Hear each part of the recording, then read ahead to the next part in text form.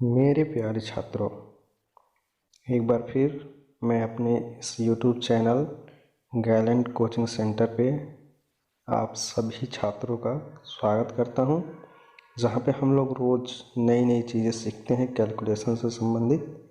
और आज भी हम लोग कुछ नई चीज़ें सीखेंगे। तो चलिए शुरू करते हैं आज के इस वीडियो में हम लोग पढ़ेंगे 2 से लेकर 5 तक के विभाज्यता के नियम। विभाज्यता के नियम जिससे हम लोग कहते हैं इंग्लिश में rules of divisibility. Rules of divisibility इसे हम कहते हैं इंग्लिश में। और ये हम लोग पढ़ेंगे 2 से लेकर 5 तक फिलहाल के वीडियो में।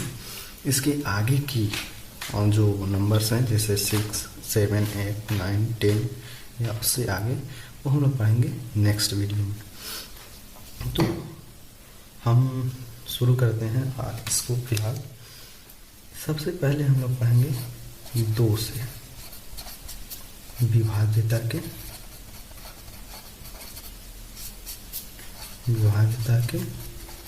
नियम। 2 से विभाज्यता के नियम एकदम सिंपल है। ये कहता है कि किसी भी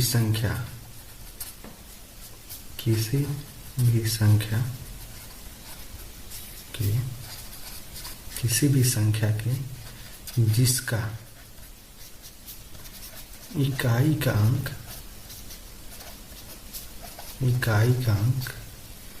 एक सम संख्या हो,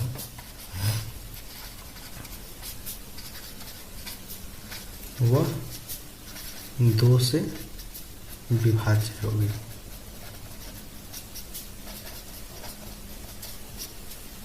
जैसे यदि हम एग्जाम्पल के रूप में देखें, जैसे कोई भी संख्या बड़ी हो या छोटी हो, जैसे 1, 2, 3, 5, 7, 9, 8, 6, 2, यदि लास्ट में कोई सम संख्या हो, जैसे अनदर एग्जाम्पल 1, 4, 9, 6, 3, 2, 7, 6, लास्ट में यदि कोई भी सम संख्या हो, सम संख्या कहने मतलब या 0, 2, 4, 6, 8, यदि किसी भी संख्या के, चाहे वो संख्या 10 अंकों की हो, 15 अंकों की, 25 अंकों की, उससे कोई फर्क नहीं पड़ता है। यदि हमें 2 से डिविजिबिलिटी का नियम देखना है तो उन संख्याओं के अंत में या तो 0 होना चाहिए, या 2 हो, या 4 हो, या 6 हो, या 8 हो। इन 5 संख्याओं में से यदि कोई भी एक संख्या प्रेजेंट है तो हम लोग उसमें 2 से भाग दे सकते हैं। जैसे यदि हम एग्जांपल लें 1, 4, 6, 9, 8, 7, 3, 5, 9, 8, 7, और लास्ट में यदि हमने एक कोई भी या तो 0 डाल दिया, या इसके जगह हमने 2 डाल दिया, या 4 डाल दिया, तो ये जो भी नंबर, चाहे जितनी भी बड़ी नंबर हो, वो संख्या क्या होगी? 2 से डिविजिबल होगी। तो 2 से विभाज्यता का सिंपल सा नियम है कि संख्या के, जिस संख्या को भाग देना है, उस संख्या के अंत में हमें कोई भी सम संख्या अवश्य होनी चाहिए। अब इसके बाद से हम लोग पढ़ते हैं 3 से विभाज्यता के नियम। ये थोड़ा सा अलग है 2 की विभाज्यता के नियम से। 3 से विभाज्यता का नियम। ये नियम कहता है कि कोई भी संख्या 3 से डिविजिबल तभी होगी जब किसी संख्या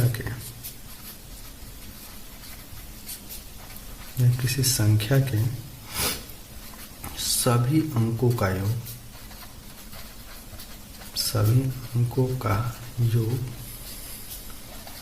3 से विभाज्य हो।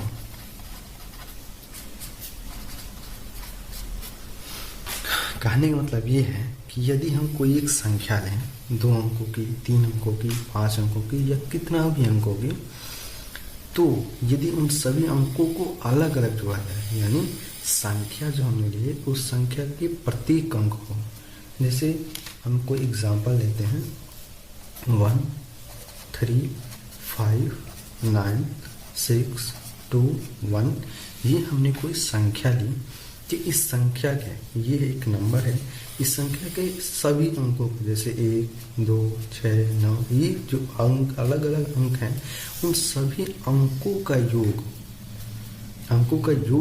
यदि 3 से कटता है तो ये पूरी संख्या भी क्या होगी, 3 से अवश्य कटेगी।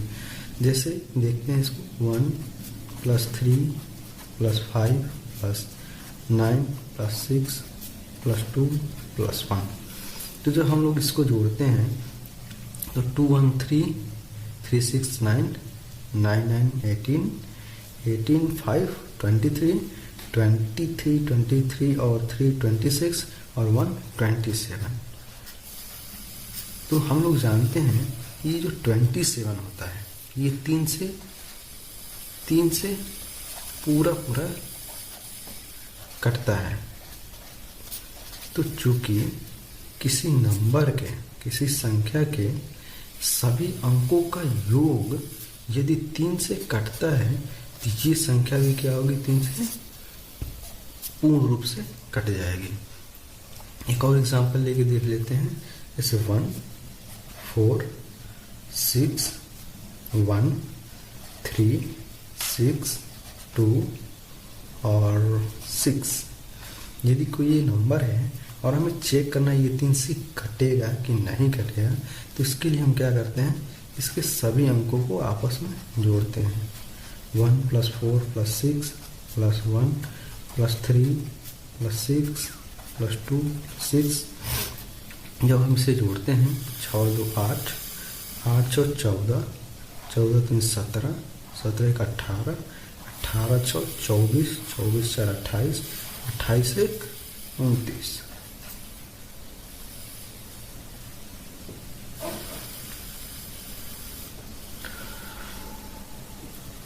तो ये जो 29 होता है हम जानते हैं कि ये 3 से नहीं कटता है। तो जब ये संख्या 3 से नहीं कटेगी, इनके अंकों का योग 3 से डिविजिबल नहीं है, तो ये जो संख्या है ये 3 से नहीं कटेगी। तो यदि हमें देखना है कि कोई संख्या 3 से कटती है या नहीं कटती है, तो हम उसके लिए क्या करते हैं, उसके सभी अंकों का योग निकालते हैं और देखते हैं कि वो संख्या 3 से डिविजिबल है या नहीं। यदि उन संख्याओं के अंकों का योग 3 से कटता है तो वो संख्या भी 3 से कटेगी। यदि संख्याओं के अंकों का योग 3 से नहीं कटता है तो वो जो संख्या होगी 3 से नहीं कटेगी। इसी को यदि हम दूसरे मेथड से हल करें तो हम ये कर सकते हैं कि यदि ये मैं ऊपर वाला ही नंबर ले रहा हूँ 1 3 5 9 6 2 1, तो यदि हम इसको जोड़ना भी ना चाहते हैं तो दूसरा मेथड ये कहता है कि जहाँ जहाँ भी आपको 3 या 3 का मल्टीप्लाई दिखे, यानी 3 या 3 का कोई भी एक गुणज दिखे, तो आप उसको पहले एलिमिनेट कर दीजिए। जैसे यहाँ पे 3 है, 3 को ख़त्म, 3 से 9 कटता है, 9 को भी आप ख़त्म कर सकते हैं, 6 को ही ख़त्म करिए, 2 और 3 आपस में मिलके 2 और 1 3 बनाता है, ये दोनों आपस में कट जाएंगे। 5 और 6 भी 3 से कटते हैं, ये दोनों आपस में कट जाएंगे। इस प्रकार ये जो नंबर था, ये हमारी जो संख्या थी, इसको जब मैंने इसमें से 3 निकालने लगा तो इसमें से सारी संख्याएं ही एलिमिनेट हो गई, यानी यहाँ पे कुछ नहीं बचा। तो ये जो संख्या होगी वो 3 से विभाज्य हो जाएगी। इसी प्रकार यदि हम इसी मेथड द्वारा इसको हल करें 1 4 6 1 3 6 2 6, तो हम देखते हैं ये 3 हट जाएगा, 6 हटेगा, ये 6 हटेगा, ये 6, 2 और 1 ये 3 हट जाएगा, 4 1 बचता है 6 है, 4 और 1 5। तो ये यहाँ पे रिमाइंडर बच जाता है, यानी शेष बच जाता है जो 3 से पूर्ण रूप से नहीं करता है। तो इस वजह से ये संख्या 3 से विभाज्य नहीं होगी। तो ये था 3 से विभाज्यता के नियम। 3 से विभाज्यता का नियम ये कहता है कि जब हम किसी संख्या के सभी अंकों का योग करते हैं और वो योग जो है 3 से कट जाता है, तो हमारी जो नंबर है वो 3 से अवश्य ही कट जाएगी। और यदि उनका योग नहीं करता है तो संख्या 3 से विभाज्य नहीं होगी। अब हम देखते हैं इसके बाद से 4 से विभाज्यता के नियम। अब नेक्स्ट नंबर है 4। तो हम देखते हैं 4 से विभाज्यता के नियम।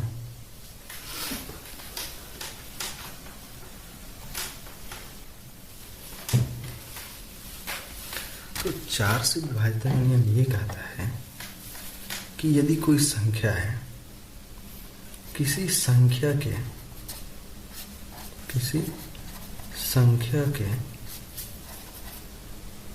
जैसे कोई संख्या दी गई हो तो उस संख्या के अंतिम के दो अंक यदि 4 से कटते हो, यानी अर्थात 4 से विभाजित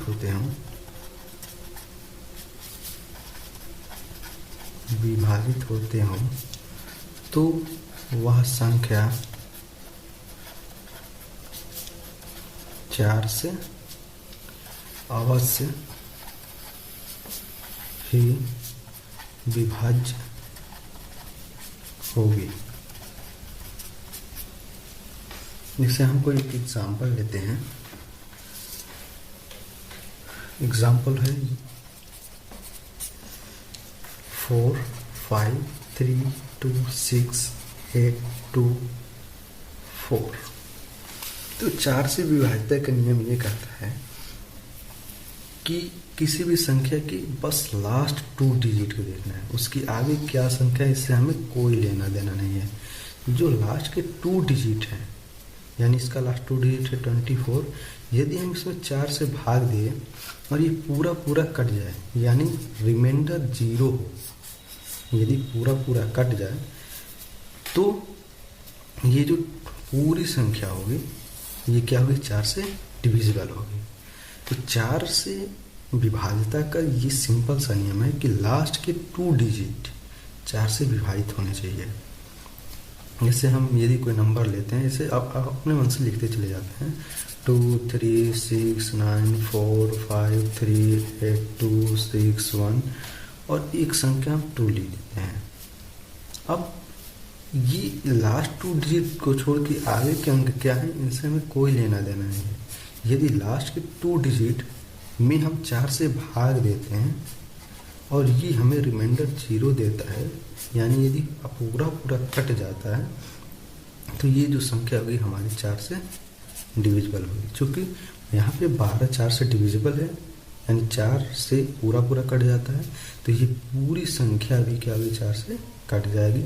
इसी प्रकार से ऊपर वाले में ये जो 24 था, 24 भी 4 से डिविजिबल है, तो ये पूरी संख्या भी 4 से कट जाएगी। तो अभी तक हमने 3 नियम पढ़े, 2 3 और 4 का। आज के वीडियो का ये लास्ट नंबर का विभाज्यता का नियम हम लोग पढ़ेंगे, जो है 5 से विभाज्यता का नियम। 5 से विभाज्यता के नियम। 5 से विभाज्यता का नियम ये कहता है कि यदि किसी संख्या के इकाई का अंक 5 या 0, या तो 5 या 0 हो, तो वह संख्या जो होती है वह संख्या 5 से विभाजित होती है।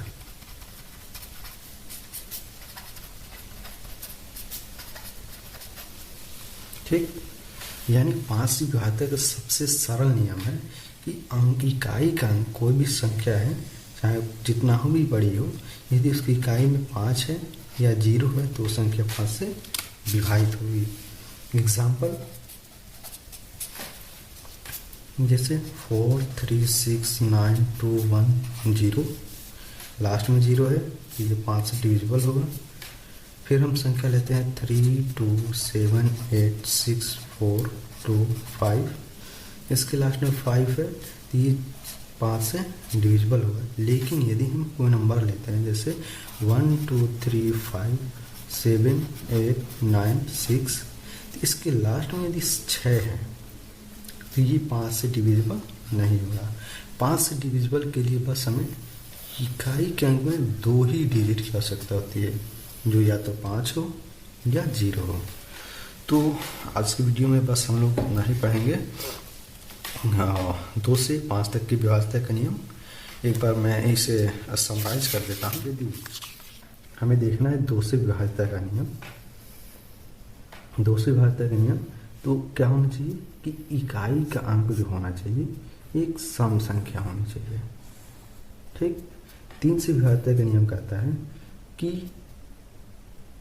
जो नंबर हमें दिया गया है, यदि हम उसके अंकों को आपस में जोड़ते हैं और उन अंकों का योग 3 से डिविजिबल हो जाता है तो संख्या क्या होगी, 3 से पूर्ण रूप से कट जाएगी। लेकिन यदि 3 से डिविजिबल नहीं होता है उनकी सभी अंकों का योग, तो संख्या 3 से डिविजिबल नहीं होगी। इसी प्रकार से हम 4 का जब देखते हैं, 4 की डिविजिबिलिटी रूल, तो हम पाते हैं कि संख्या के, कोई भी संख्या जो दी गई है उसके अंतिम के 2 अंक यदि 4 से कटते हैं तो वो संख्या क्या होगी, 4 से विभाजित हो जाएगी।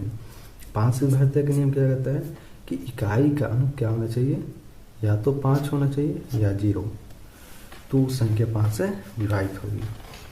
तो आज की वीडियो में बस इतना ही। इसके नेक्स्ट वीडियो में हम लोग 5 से आगे की संख्या के बारे में चर्चा करेंगे।